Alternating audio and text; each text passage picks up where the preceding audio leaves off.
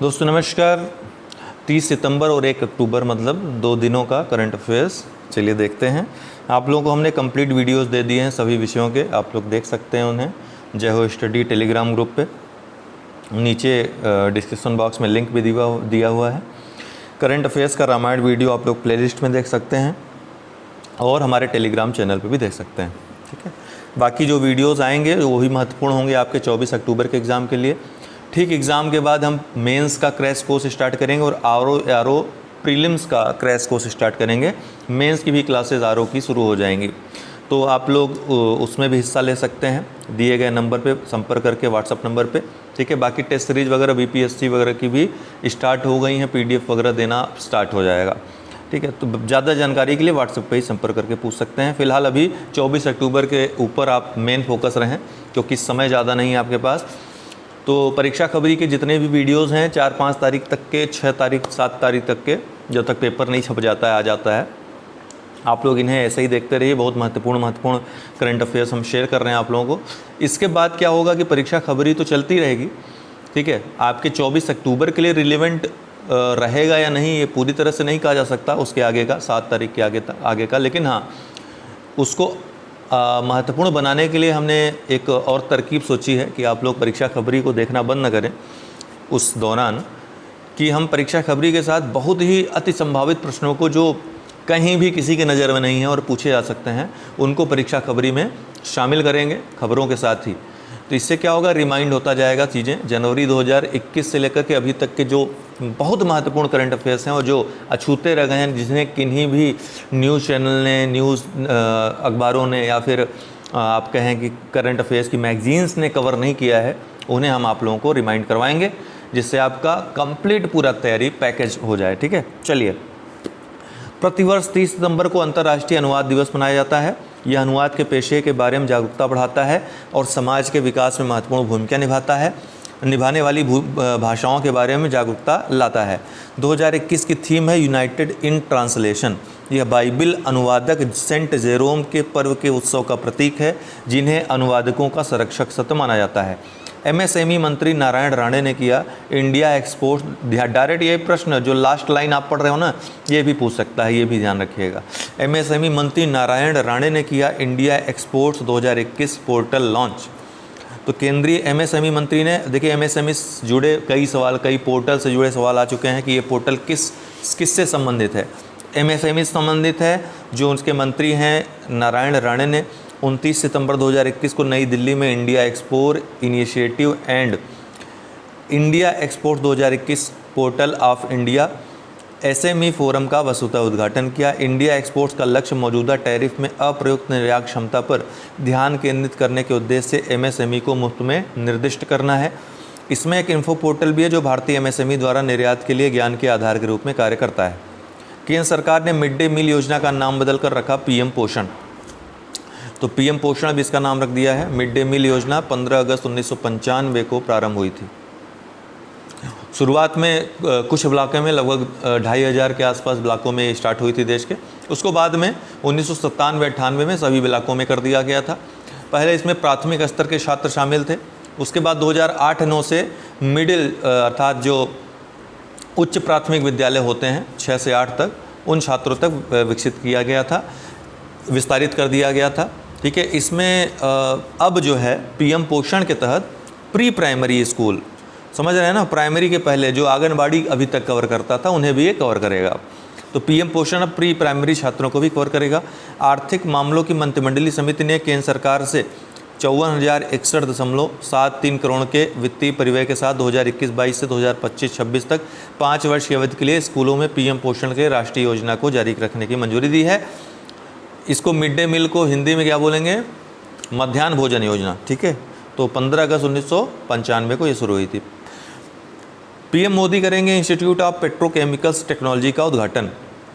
प्रधानमंत्री नरेंद्र मोदी 30 सितंबर 2021 को central institute of petrochemical engineering and technology CIPET Jaipur का उद्घाटन। तो इन्होंने जयपुर में उद्घाटन किया है, ध्यान रखिएगा, सीपेट का।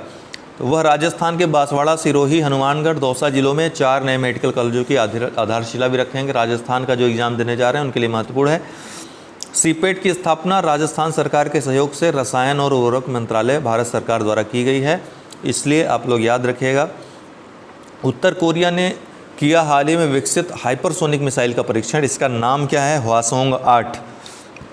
बस इतना याद रखिएगा, हवासोंग 8 का किसने परीक्षण किया? उत्तर कोरिया ने। क्या है? हाइपरसोनिक मिसाइल है।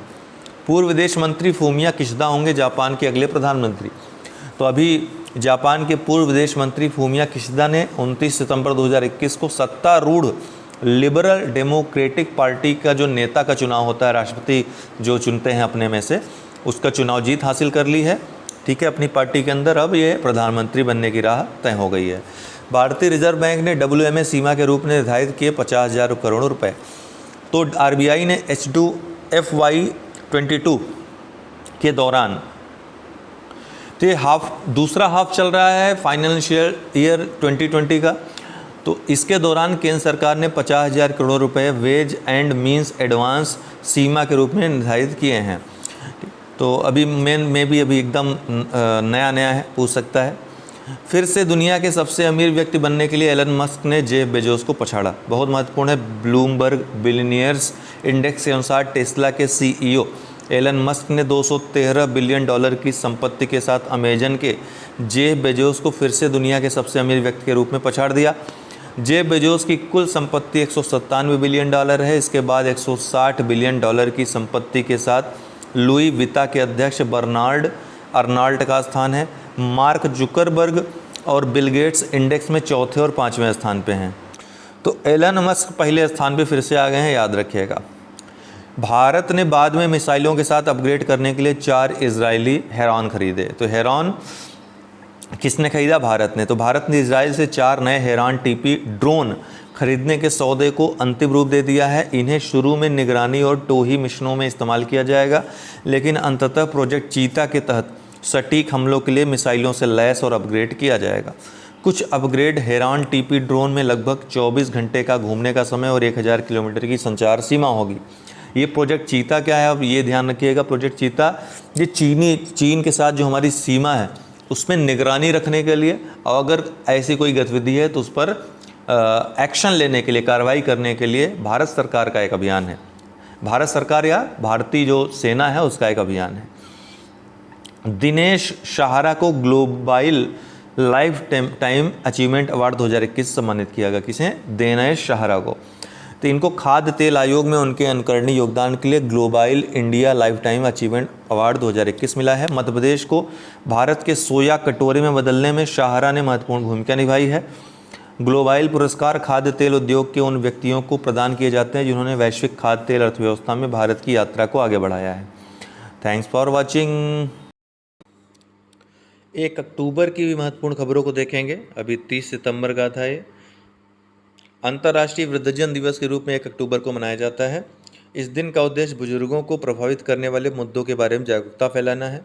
संयुक्त राष्ट्र के अनुसार 2050 तक 60 वर्ष और उससे अधिक आयु की विश्व की जनसंख्या 2015 में 900 मिलियन से बढ़कर 2 बिलियन हो जाएगी। ध्यान रखिएगा, संयुक्त राष्ट्र ने ऐसा अनुमान किया है।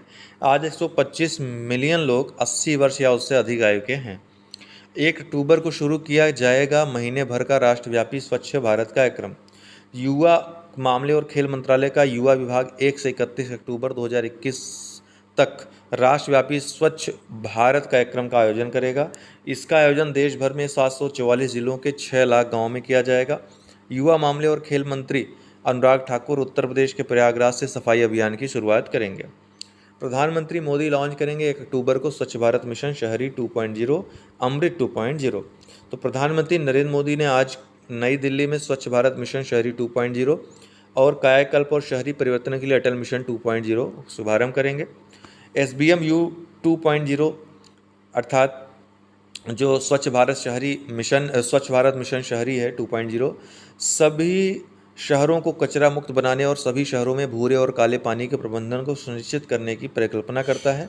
अमृत 2.0 का लक्ष्य लगभग 4700 शहरी स्थानीय निकायों के सभी घरों में जल की आपूर्ति का 100% कवरेज प्रदान करना है। दोनों ध्यान रखिएगा लक्ष्य इनके। डिजी सक्षम पहल श्रम मंत्रालय ध्यान रखिएगा और माइक्रोसॉफ्ट ने। तो केंद्रीय श्रम और रोजगार मंत्री भूपेंद्र यादव ने 30 सितंबर 2021 को डीजी सक्षम का शुभारंभ किया। यह माइक्रोसॉफ्ट इंडिया के साथ एक संयुक्त पहल है। यह युवाओं की रोजगार क्षमता को बढ़ाने के लिए एक डिजिटल कौशल कार्यक्रम है। पहले वर्ष में 3 लाख से अधिक युवाओं को बुनियादी कौशल के साथ साथ उन्नत कंप्यूटिंग सहित डिजिटल कौशल में मुफ्त प्रशिक्षण प्रदान किया जाएगा। एमएसएमई मंत्री नारायण राणे ने किया इंडिया एक्सपो 2021 पोर्टल लॉन्च। केंद्रीय एमएसएमई मंत्री नारायण राणे ने 29 सितंबर 2021 को नई दिल्ली में इंडिया एक्सपोर्ट इनिशिएटिव और India export 2021 portal of India SME forum का वस्तुतः उद्घाटन किया। इंडिया एक्सपोर्ट्स का लक्ष्य मौजूदा टैरिफ में अप्रयुक्त निर्यात क्षमता पर ध्यान केंद्रित करने के उद्देश्य से एमएसएमई को मुफ्त में निर्दिष्ट करना है। तो इसमें एक इन्फो पोर्टल भी है जो भारतीय एमएसएमई द्वारा निर्यात के लिए ज्ञान के आधार के रूप में कार्य करता है। तो ये इंडिया एक्सपो वाले हमने अभी जो चर्चा की